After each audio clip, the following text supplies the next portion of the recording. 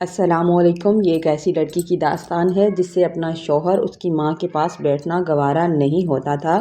یہ ایک سبق آموز کہانی ہے، پلیز ساری سنیے گا۔ وہ لڑکی کہتی ہے کہ میری نئی نئی شادی ہوئی تو میرا شوہر اپنی ماں کو بہت اہمیت دیتا تھا۔ رات کے 10 بجے تک وہ اپنی ماں کے پاس بیٹھا رہتا اور مجھے بہت غصہ آتا۔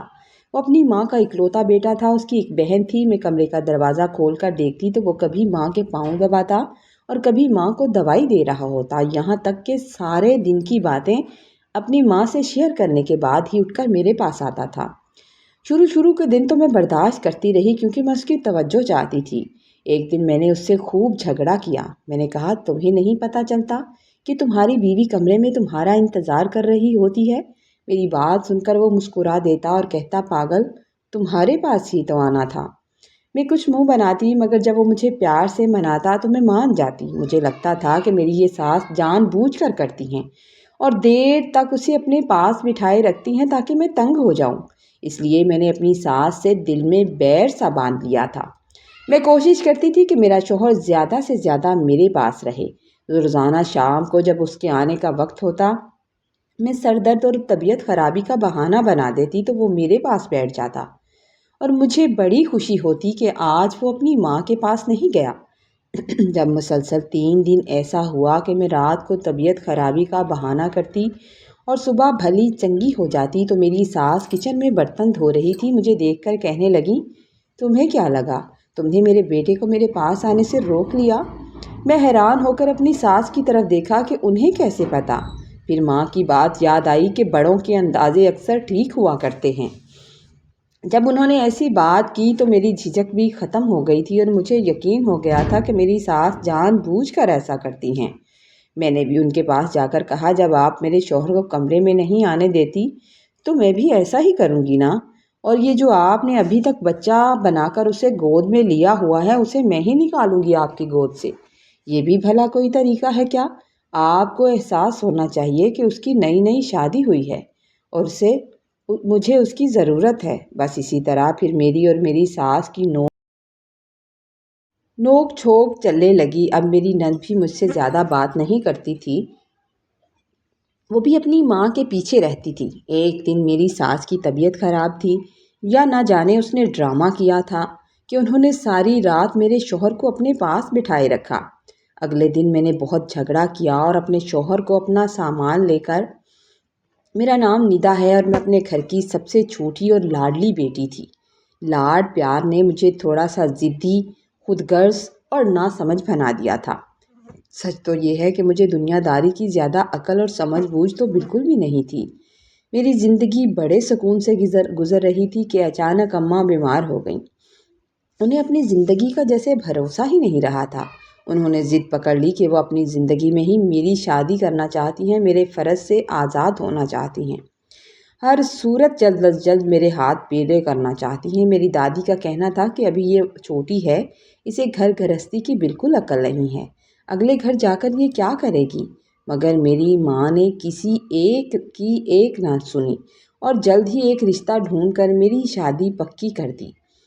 میں جو بھی گڑیوں سے کھیل رہی تھی، اچانک ایک بڑی ذمہ داری کے بوجھ تلے دبنے جا رہی تھی، مگر اماں کی محبت اور بیماری کے سامنے سب خاموش ہو گئے۔ پھر آخر کار شادی کا دن آ گیا اور میری رخصتی کے وقت میری دونوں بڑی بہنیں مسلسل میرے کانوں میں جیسے پھونکے مار رہی تھیں۔ وہ مجھے طرح طرح کی نصیحتیں کر رہی تھی کہ وہاں جا کر یہ مت کرنا، وہاں جا کر وہ مت کرنا، شوہر ایسے ہوتے ہیں، شوہر ویسے ہوتے ہیں، سسرال کا ماحول ایسا ہوتا ہے۔ وہ مجھے سمجھا رہی تھی کہ انسان کو خود کو بدلنا پڑتا ہے ورنہ زندگی بہت مشکل ہو جاتی ہے۔ ان کی باتیں سن کر مجھے ایسا لگ رہا تھا کہ جیسے میں رخصت ہو کر کسی گھر میں نہیں بلکہ کسی جنگ کے محاذ پر جا رہی ہوں۔ میں نے ذہنی طور پر خود کو تیار کر لیا کہ سسرال کا گھر شاید ہی کوئی کٹھن جگہ ہوتی ہے جہاں قدم قدم پر امتحان دینا ہوتا ہے۔ رخصتی کے وقت میرا دل ڈوب رہا تھا اور دماغ میں بہنوں کے دیے ہوئے ڈر اور نصیحتیں گردش کر رہی تھی۔ پھر آخر کار جب میں سسرال پہنچی تو وہاں کی رسمیں شروع ہوئیں۔ میں نے دیکھا کہ میری ساس میرے شوہر کے بالکل ساتھ بیٹھی ہوئی تھیں اور دلہا بنے میرے شوہر فہد کے بال پیار سے بار بار سلجھا رہی تھیں اور بار بار اس کا ماتھا چوم رہی تھیں۔ یہ سب دیکھ کر میرے دل میں ایک عجیب سی جلن سی پیدا ہوئی۔ مجھے یہ منظر بالکل بھی پسند نہیں آ رہا تھا، مگر میں خاموش تھی۔ ساری رات کی تھکن اور رسموں کے بعد جب میرا شوہر فہد کمرے میں آیا تو سلام کے بعد اس نے سب سے پہلے اپنی ماں کی اہمیت پر ایک لمبی تقریر کی تھی۔ وہ کافی دیر اپنی ماں کی خوبیاں بتاتا رہا اور جب اسے لگا کہ میں بور ہو رہی ہوں تو پھر اچانک مجھ سے محبت کا اظہار کرنے لگا۔ میں حیران ہو کر اس کی طرف دیکھ رہی تھی کہ اتنی ساری نصیحتیں کرنے کے بعد اب یہ مجھے مکھن لگا رہا ہے۔ فہد میری طرف دیکھ کر مسکرایا اور کہنے لگا کہ میری ماں ہی میرا سب کچھ ہے۔ اس گھر میں ہر کام میری ماں کے مشورے اور اجازت سے ہوتا ہے۔ میرا باپ سر پر نہیں ہے، اس لیے تمہیں بھی میری ماں کی مرضی کے خلاف کچھ نہیں کرنا۔ اور اس نے یہ بھی بتایا کہ کوئی چیز بھی ماں کی مرضی کے بغیر ادھر سے ادھر بھی نہیں ہوتی، اس لیے مجھے بھی اس کی ماں کی اسی طرح عزت کرنی ہوگی جیسے وہ خود کرتا ہے۔ میں خاموشی سے سنتی رہی اور نئی دلہن ہونے کی وجہ سے صرف سر ہلا کر جی جی کہتی رہی۔ ماں کے بعد اس نے اپنی بہن کی اہمیت بتانا شروع کی اور جب وہ ان سب کی تعریفوں سے فارغ ہوا تب جا کر میری باری آئی اور اس نے مجھے بتایا کہ میں کیسی لگ رہی ہوں۔ یہ سب باتیں سن کر میرا دل جل کر کباب ہو گیا تھا اور مجھے اندازہ ہو گیا تھا کہ یہاں میری حیثیت اب کیا ہونے والی ہے۔ ہماری شادی کے کچھ ابتدائی دن بہت ہی پرسکون اور خوابوں جیسے گزر رہے تھے۔ فہد میرا بہت خیال رکھتا تھا اور میں بھی اس کی توجہ پا کر نہال ہو گئی تھی۔ ابھی شادی کو 4 دن گزرے تھے کہ ایک رات عشاء کی نماز کا وقت ہوا۔ فہد نماز پڑھنے کے لیے مسجد چلا گیا، لیکن کافی دیر گزرنے کے بعد جب وہ کمرے میں نہیں آیا تو مجھے تشویش ہونے لگی۔ میں گھڑی کی ٹک ٹک کے ساتھ اس کا انتظار کرتی رہی اور دل ہی دل میں سوچتی رہی کہ آخر نماز میں اتنی دیر کیوں ہو گئی۔ جب انتظار کی حد ختم ہوئی تو پیاس کے بہانے میں پانی کا جگ لینے کے لیے کچن کی طرف آئی تھی۔ وہاں سے گزرتے ہوئے اچانک مجھے ساس کے کمرے سے فہد کی آواز آئی۔ وہ اپنی ماں سے ہنس ہنس کر باتیں کر رہا تھا۔ میرا ماتھا ٹھنکا کہ یہ شخص تو کب کا واپس آ چکا ہے اور مجھے یہاں اکیلے چھوڑ کر اپنی ماں کے پاس بیٹھا ہے۔ میں ابھی وہیں کھڑی سوچ رہی تھی کہ میری نند سارا بھی کچن میں آ گئی۔ میں نے اپنے لہجے پر قابو پاتے ہوئے اس سے پوچھا، سارا، کیا تمہارے بھائی ابھی مسجد سے نہیں آئے؟ سارا نے حیران ہو کر میری طرف دیکھا اور کہنے لگی، بھابھی، بھائی تو کب سے آ گئے؟ بھائی تو پچھلے 1 گھنٹے سے امی کے پاس بیٹھے ہیں، ان سے باتیں کر رہے ہیں۔ میں نے ایک مصنوعی مسکراہٹ اس کی طرف اچھالی اور کہا، اچھا، میں تو سمجھی شاید آج مسجد میں اتنی دیر ہو گئی۔ سارا نے چلتے چلتے جواب دیا کہ نماز میں تو صرف 10-15 منٹ لگتے ہیں، وہ تو سیدھے امی کے پاس چلے گئے تھے۔ یہ سن کر میرے اندر جیسے آگ لگ گئی۔ مجھے اتنا غصہ آیا کہ جی چاہتا تھا کہ ابھی جا کر فہد سے پوچھوں کہ اسے میرا خیال کیوں نہیں آیا، مگر میں مجبور تھی اور مجھے یہ کڑوا گھونٹ پینا ہی پڑا۔ آہستہ آہستہ یہی ہماری روزمرہ زندگی کی روٹین بن گئی۔ فہد جب بھی دفتر سے آتا یا باہر سے لوٹتا، اسے میرے پاس آنے سے پہلے اپنی ماں اور بہن کے پاس بیٹھنا ضروری لگتا تھا۔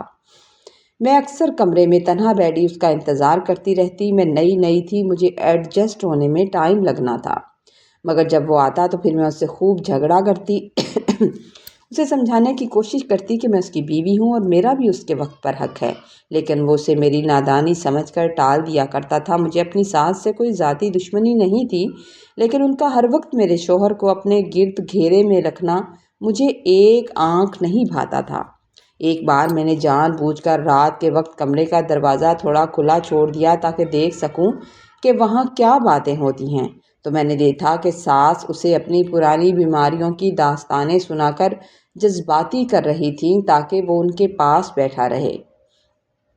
تب میرا حسد اور غصہ اب دن بدن بڑھتا جا رہا تھا۔ میں اکثر سوچتی تھی کہ کیا گھر میں ایسا ہی ہوتا ہے یا صرف میری ہی قسمت میں یہ سب لکھا ہے۔ مجھے باقی تمام آسائشیں بالکل بھی نظر نہیں آ رہی تھیں۔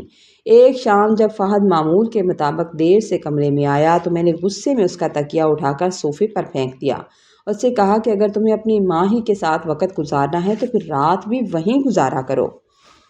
وہ حیرانی سے مجھے دیکھنے لگا اور کہنے لگا، ندا، وہ میری ماں ہیں، ان کی خدمت میرا فرض ہے۔ اس کی بات سن کر میرا دل مزید جل گیا، کیونکہ مجھے لگتا تھا کہ وہ میری ساس نہیں بلکہ میری رقیب بنتی جا رہی ہیں، جو میرا حق چھین رہی تھی مجھ سے۔ یہ چھوٹی چھوٹی نوک جھونک اب باقاعدہ جاہو جلال کی صورت اختیار کرنے لگی تھی اور گھر کا سکون غارت ہونے لگا تھا۔ ایک دن اچانک میری ماں مجھ سے ملنے کے لیے گھر آئیں۔ جب وہ گھر آئیں تو انہیں دیکھتے ہی میرے ضبط کے بندھن ٹوٹ گئے اور میں ان کے گلے لگ کر زاروں قطار رونے لگی۔ میری حالت دیکھ کر اماں سخت پریشان ہو گئیں اور گھبرا کر پوچھنے لگیں، ندا کیا ہوا؟ مجھے بتاؤ تو صحیح، کیا کسی نے تمہیں کچھ کہا ہے یا تم پر کوئی ظلم ہوا ہے؟ مجھے بتاؤ، میں ان سب سے بات کرتی ہوں۔ جب میں نے ہچکیاں لیتے ہوئے انہیں اپنی پریشانی کی وجہ بتائی کہ فہد اپنا سارا وقت اپنی ماں کو دیتا ہے اور مجھے نظر انداز کرتا ہے، تو وہ حیران ہو کر میرا منہ تکنے لگیں۔ وہ کہنے لگیں، تم تو واقعی بہت بڑا نمونہ ہو، تم سے ایسی حماقت کی امید نہیں تھی۔ پاگل لڑکی، وہ اس کی ماں ہے، کوئی غیر نہیں۔ میں تو سمجھی تھی پتہ نہیں تم پر کیا پہاڑ توڑ ڈالا ہے۔ ماں نے کافی دیر بیٹھ کر مجھے رشتے نبھانے کا سلیقہ سمجھایا، مگر میرے سر پر تو حسد کا بھوت سوار تھا۔ مجھے ان کی بات بالکل بھی سمجھ میں نہیں آ رہی تھی۔ کچھ عرصہ گزرا تو اللہ نے مجھے بہت بڑی خوشخبری سنائی اور میں امید سے ہو گئی۔ یہ سن کر مجھے ایسا لگا جیسے میں نے کوئی بہت بڑا معرکہ سر کر لیا ہو اور اب میرے پاس فہد کو قابو کرنے کا سب سے بڑا ہتھیار آ گیا ہے۔ فہد اس خبر کے بعد واقعی بدل گیا تھا۔ اب وہ سارا دن میرے آگے پیچھے پھرتا، میری فرمائشیں پوری کرتا اور میرا بہت خیال رکھنے لگا تھا۔ میں نے سوچا کہ یہی وہ وقت ہے جب میں اپنی بات منوا سکتی ہوں۔ ایک دن میں نے اسی صورتحال کا فائدہ اٹھاتے ہوئے اس سے کہا تھا کہ فہد، میں آپ کے ساتھ 2 ٹوک مطالبہ کرنا چاہتی ہوں۔ میں نے غصے میں اپنے کپڑے سمیٹنا شروع کیے اور چلا کر کہا تھا کہ میں یہ گھر چھوڑ کر جا رہی ہوں۔ اگر آپ نے میرے ساتھ رہنا ہے، میں یہاں ان لوگوں کے ساتھ مزید نہیں رہ سکتی۔ اگر تمہیں میرے ساتھ رہنا ہے تو مجھے الگ گھر کے لے کر دو۔ میں الگ گھر میں رہنا چاہتی ہوں، ورنہ میرا تمہارا ساتھ یہیں تک تھا۔ مجھے پتا تھا کہ وہ مجھے چھوڑ تو سکتا نہیں۔ گھر میں ایک طوفان کھڑا ہو گیا۔ میں نے خوب جھگڑا کیا اور کسی کی بات سننے کو تیار نہیں تھی۔ جب میں اپنا بیگ اٹھا کر کمرے سے نکلی اور صدر دروازے تک پہنچی تو فہد نے بدحواسی میں مجھے روکا اور بلند آواز میں کہا، ٹھہر جاؤ ندا، مجھے تمہاری یہ شرط منظور ہے۔ فہد کی زبان سے یہ الفاظ نکلتے ہی تھے کہ کمرے میں موجود میری ساس نے ساکت ہو کر اپنے بیٹے کی طرف دیکھا۔ ان کی آنکھوں میں شدید حیرت اور دکھ تھا۔ فہد نے ان کی نظروں کا سامنا کیے بغیر مجھ سے کہا کہ اپنا سامان پیک کرو، ہم کل ہی یہاں سے شفٹ ہو جائیں گے اور کسی دوسری جگہ کرائے پر گھر لے لیں گے۔ میں تمہیں ایسے نہیں چھوڑ سکتا۔ مجھے اپنی جیت پر اتنا غرور محسوس ہوا کہ میں نے فہد کے لہجے میں یکسر اداسی کو نظر انداز کر دیا تھا۔ اگلے چند گھنٹے میرے لیے بہت خوشی کے تھے۔ فاتحانہ انداز میں اپنا سامان پیک کر رہی تھی اور پورے گھر میں دنداتی پھر رہی تھی۔ سامان سمیٹتے ہوئے جب میری نظر اپنی ساس پر پڑتی تو ان کے چہرے پر پریشانی چھائی ہوئی ہوتی اور خاموش دیکھ کر میرا دل باغ باغ ہو جاتا تھا۔ مجھے لگ رہا تھا کہ میں نے ان سے ان کا بیٹا چھین کر اپنی زندگی کی سب سے بڑی جیت حاصل کر لی ہے۔ ساس کی آنکھوں کے سامنے آنسو تھے اور وہ بے بسی سے اپنے بیٹے کو الوداع کہنے کے لیے تیار کھڑی تھی، مگر میں سب جذباتی باتوں سے بے نیاز بس اپنی الگ جنت کے خواب دیکھ رہی تھی جہاں صرف میں ہوں گی اور فہد ہوگا۔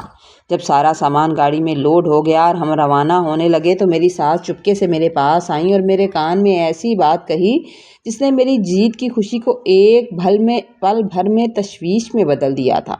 انہوں نے بڑی سنجیدگی اور ایک عجیب سی مسکراہٹ کے ساتھ کہا، تمہیں کیا لگتا ہے ندا، تم کل کی آئی عورت ہو اور فہد نے اپنی ماں کو چھوڑ دیا؟ جو انسان اپنی اس ماں کا وفادار نہ ہو سکا جس نے اسے بچپن سے پال کر جوان کیا تھا، وہ تمہارا وفادار کتنے دن رہے گا؟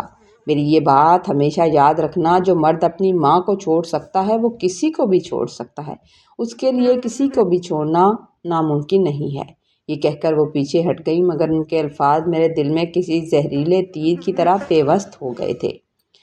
میں نے غصے میں اپنا سر جھٹک دیا اور سوچا کہ یہ سب ان کی جلن اور دکھ کا نتیجہ ہے، کیونکہ میں ان کے لاڈلے بیٹے کو ان سے دور جو لے کر جا رہی ہوں اور یہ کچھ کر بھی نہیں سکتے۔ فہد نے میرے لیے ایک بہت پیارا سا گھر کرائے پر لیا۔ وہ گھر اتنا خوبصورت تھا کہ اسے دیکھ کر میری ساری تھکن اور ساس کی باتیں ذہن سے نکل گئیں۔ سچ تو یہ ہے کہ وہ گھر سادہ بھی ہوتا تو میں خوش ہو جاتی، کیونکہ آخر کار مجھے اس ماحول سے نجات مل گئی تھی جہاں ہر وقت مجھے مقابلہ کرنا پڑتا تھا۔ نئے گھر میں اپنی مرضی کی مالک تھی۔ میں جب چاہتی جب سو کر اٹھتی، اپنا پسند کا کھانا بناتی اور گھر کو اپنی مرضی سے سجاتی تھی۔ مجھے لگ رہا تھا کہ اب میری زندگی واقعی پرسکون ہو گئی ہے اور فہد اب پوری طرح صرف میرا ہے۔ لیکن یہ سکون زیادہ دن برقرار نہ رہ سکا اور زندگی نے ایک نیا اور غیر متوازن رخ اختیار کرنا شروع کر دیا تھا۔ پہلی تبدیلی فہد کے معمولات میں آئی جب ہم ساس کے گھر رہتے تھے۔ فہد شام 3 بجے تک گھر آ جاتا تھا، لیکن اب وہ روزانہ 7 بجے گھر لوٹنے لگا۔ میں نے اس سے اس 4 گھنٹے کے فرق کے بارے میں پوچھا تو اس نے بڑی بے نیازی سے جواب دیا کہ دفتر میں کام کا بوجھ بڑھ گیا ہے اور ڈیوٹی کی ٹائمنگ تبدیل کر دی گئی ہیں۔ میں حیران تھی کہ اچانک اتنا زیادہ وقت کہاں صرف ہونے لگا، مگر جب اس نے مجھے مختلف مثالیں دے کر سمجھایا تو میں نے خاموشی اختیار کر لی تھی کہ شاید وہ صحیح کہتا ہے، یہ سوچ کر کہ شاید وہ سچ کہہ رہا ہو۔ ہم جس گھر میں رہتے تھے اس کے نچلے حصے میں مالک مکان اپنی فیملی کے ساتھ رہتے تھے اور ہم اوپر والے پورشن پر مقیم تھے۔ میں نے دیکھا اسی طرح ایک دن فہد تیار ہو کر دفتر جانے لگا تو میں نے بالکونی سے اسے جاتے ہوئے دیکھا۔ میں نے دیکھا کہ وہ نیچے مالک مکان کی بیٹی کے ساتھ کھڑا باتیں کر رہا ہے۔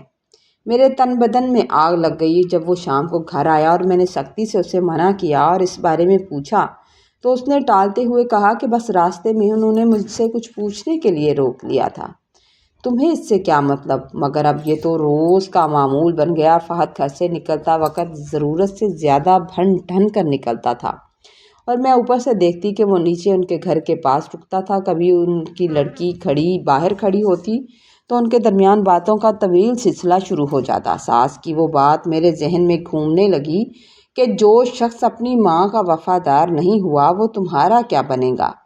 یہ شک اب میرے درمیان میں نفرت کے بیج بونے لگا تھا اور ہمارے گھر میں پھر سے تلخ جھگڑوں کا آغاز ہو چکا تھا۔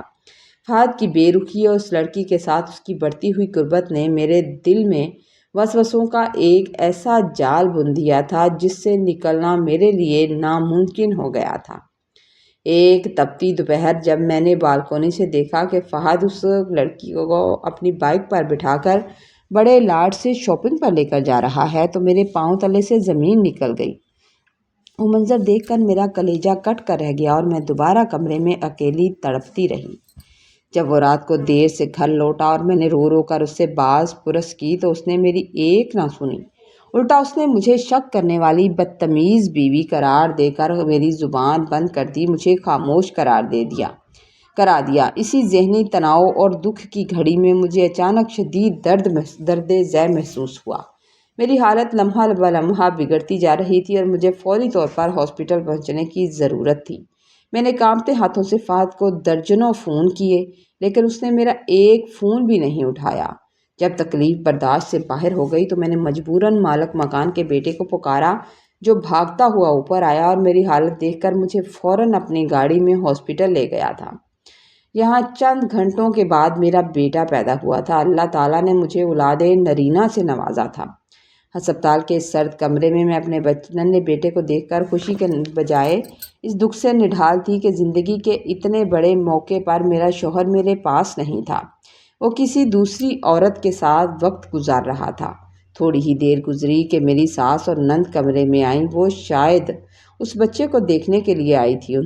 میں نے انہیں دیکھتے ہی میرے صبر کے تمام بندھن ٹوٹ گئے اور میں ان کے گلے لگ کر رونے لگی۔ میں نے ہچکیاں لیتے ہوئے ساس کے ہاتھ تھام لیے اور فہد کے وہ تمام کرتوت بیان کرنا شروع کر دیے جو پچھلے کچھ ہفتوں سے میں سہ رہی تھی۔ میں نے روتے ہوئے کہا کہ امی دیکھیں، آپ کا بیٹا مجھے اس حال میں تڑپتا چھوڑ کر شاپنگ پہ چلا گیا۔ اب وہ میرا نہیں رہا، اس کی زندگی میں کوئی اور آ چکا ہے۔ ابھی میں اپنی دکھ بھری داستان سنا رہی تھی کہ فہد کمرے میں داخل ہوا۔ اسے دیکھ کر میرا غصہ آگ بن کر بھڑک اٹھا تھا۔ اس سے پہلے کہ میں کوئی تماشا کرتی، فہد نے بڑی سنجیدگی سے اپنی ماں کی طرف دیکھا۔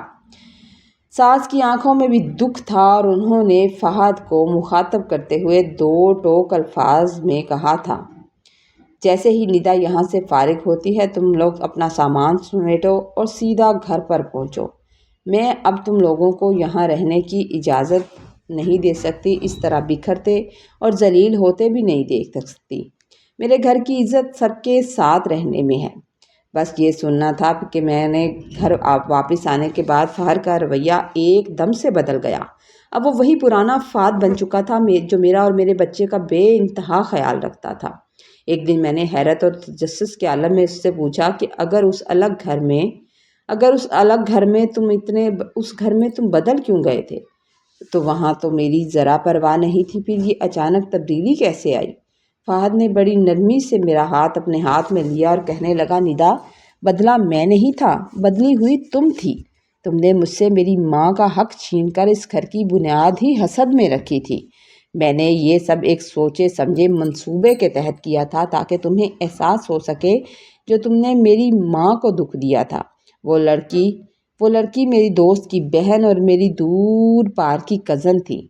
وہ خود شادی شدہ ہے، اس کے 2 بچے بھی ہیں، جو صرف چند دنوں کے لیے دبئی سے پاکستان اپنے ماں باپ اور اپنے بہن بھائیوں کو ملنے کے لیے آئی تھی۔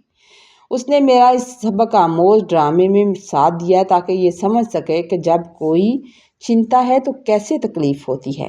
میں جو شام کو 7 بجے گھر آتا تھا وہ اضافی وقت روزانہ چھپ کر اپنی ماں اور بہن کے ساتھ گزارتا تھا۔ میں اپنا کوئی بھی رشتہ پیچھے نہیں چھوڑنا چاہتا۔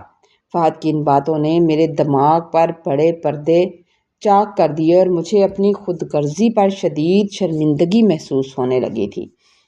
پھر فہد مجھے بڑی دانائی سے سمجھانے لگا، دیکھو ندا، اب تم خود ایک بیٹے کی